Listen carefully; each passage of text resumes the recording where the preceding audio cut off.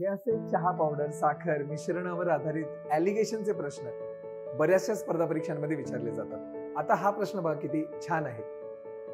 3 प्रकारच्या चहा पावडर आहेत। पहिली चहा पावडर 250 रुपये प्रति किलो आहे, दुसऱ्या प्रकारची चहा पावडर 300 रुपये प्रति किलो आहे आणि तिसऱ्या प्रकारची एक चहा पावडर आहे ती किती रुपये किलो आहे हे दिलेलं नाहीये, पण या तिन्ही पावडरी एकाच 2 या प्रमाणात मिक्स केल्या, ज्याच्यामुळे मिश्रणाची किंमत 350 रुपये प्रति किलो झाली।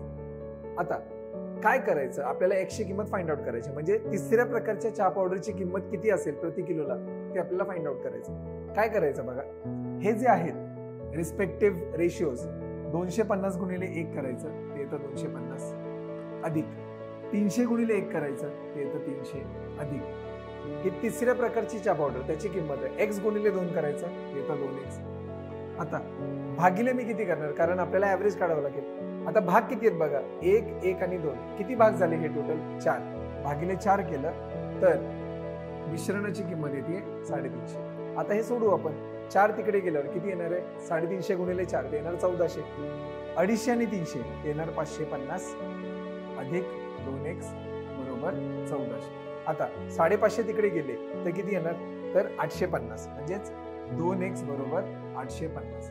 मग x बरोबर किती येणार, 850 भागिले 2 ते येणार 425। म्हणजे तिसऱ्या प्रकारच्या चहा पावडरची किंमत 425 रुपये प्रति किलो आहे, जे आहे आपला ऑप्शन क्रमांक 3 आहे की नाही सिंपल। हा व्हिडिओ पुन्हा पहा, कारण अशा प्रकारचे प्रश्न आता विचारले जातील बऱ्याच वेळेला। Thank you so much for watching, keep studying smartly, all the very best.